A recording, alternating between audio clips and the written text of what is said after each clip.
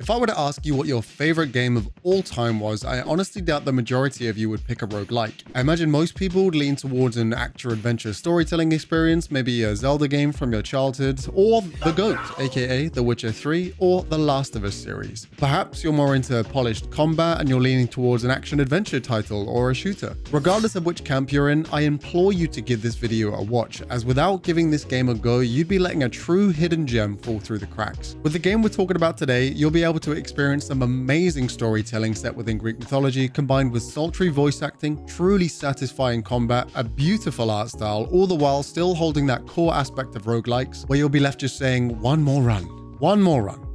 One more run. And that game is Hades. My name is BigWynter, and let's do this. First and foremost, let me paint you a picture of the overview of the game before we analyze the finer details on what makes this game shine. Hades is a roguelike put together by Supergiant, in which you play as Zagreus, this handsome devil, who is the son of Hades within the Greek mythological setting. With each run, you will attempt to escape the fiery depths of hell to reach the surface and your kin on Mount Olympus. Along your journey, you will find yourself facing various colorful shades and enemy types, including a number of boss enemies standing in your way. In order to defeat your foes, you will have access to 6 different weapons, allowing for various different playstyles, and you will gain support in the form of boons via your family on Olympus. And in true roguelike fashion, death is not the end, and with each failed attempt, you'll be able to earn yourself permanent upgrades to facilitate your next run. And where this game really shines above the rest of the pack and differs from a lot of roguelikes is you'll also progress the story. Now, with the overview done, let's break things down into a few different categories so you have all the information that you need on whether you should be picking this bad boy up. Spoilers,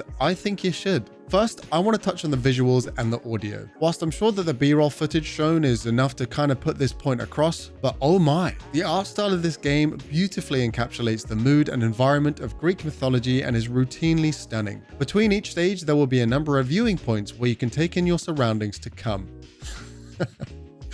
The use of vibrant colors gives an awesome visual experience and feeds into the fun and poppy arcade style that is typically associated with roguelikes. The various visual effects and indicators not only assist you within the gameplay side of things, but they also really give an element of power to all of your activities and your attack patterns. And one theme of comments I've routinely seen with respect to Hades is on the character design. With each boon received and dialogue option opened, the various gods and characters, be it enemy or ally, appear on screen and have a distinctively saucy element to their design, and some most certainly more than others. But hey, much like the rest of the internet, I'm here for it. In terms of graphical performance, I feel like my input with a 3090 Ti is a tad overkill, but the game runs incredibly well as expected. The game is available on PC and console, including Switch, and whilst I have both the PS5 and a Switch, I've only ever played on PC. Although from my research, the game actually runs pretty damn well on the Switch too, despite it having the power of a 1960s toaster, although obviously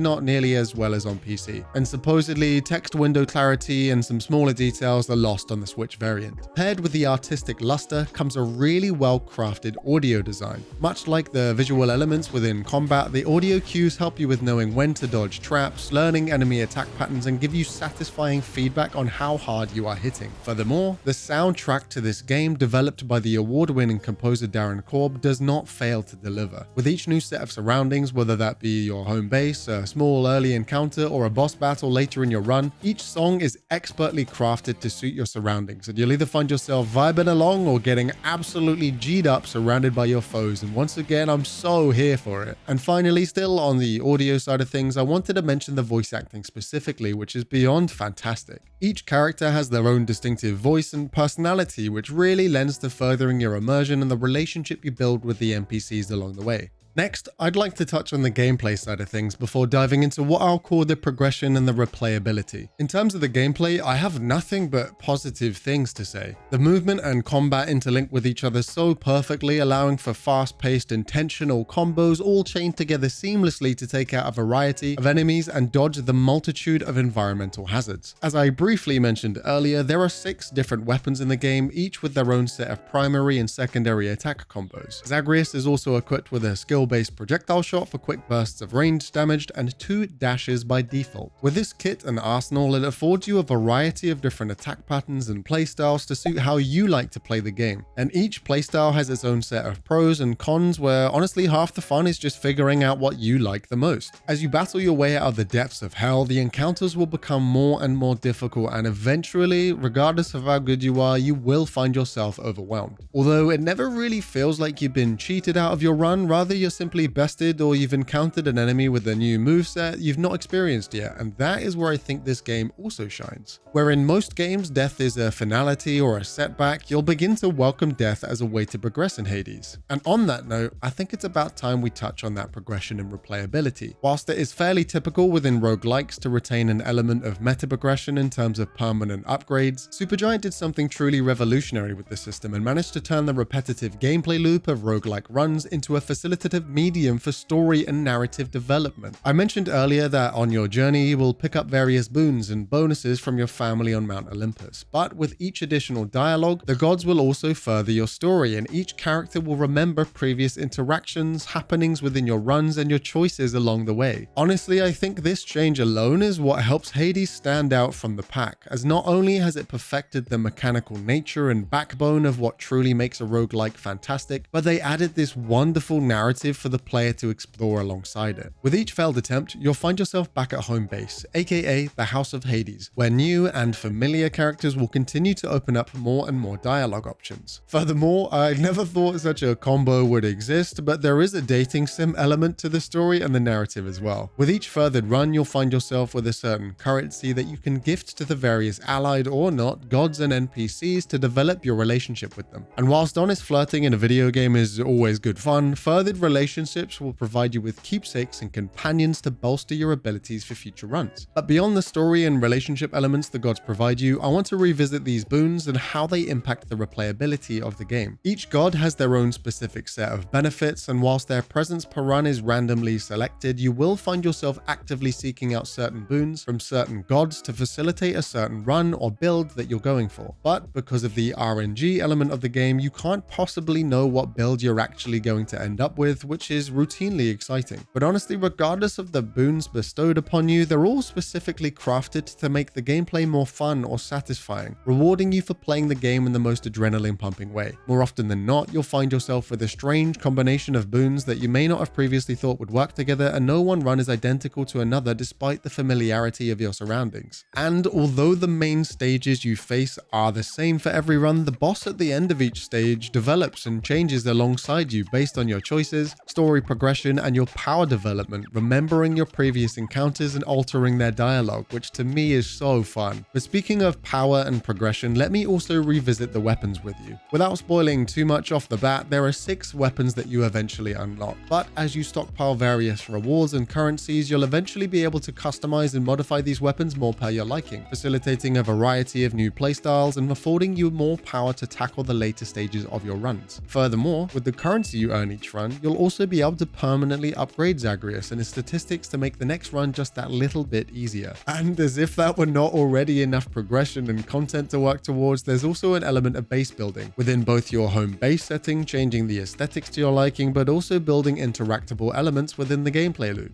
As an example, with enough banked currency, you'll be able to put through a work order for additional health pools to spawn between encounters and various other work orders of the like. I honestly had such low expectations coming into this game, as I've never really been the biggest fan of roguelikes until much more recently, but I have to say Hades really took me by surprise, and I would recommend to all, even if you're not the biggest fan of the genre, as I truly think it has something to offer everyone. This game is currently on sale on Steam, at least at the time of this recording, but usually goes for around £20 to £25 depending on your platform of purchase. Let me know in the comments if you're picking the game up, as I would love to hear how you get on with it. Or if you've played before, is there anything I missed, and are you excited for the upcoming release of Hades 2? Let me know in the comments below. But with that said, thank you so much for watching. Like and sub if you enjoyed, as it really helps me out a ton, and much love.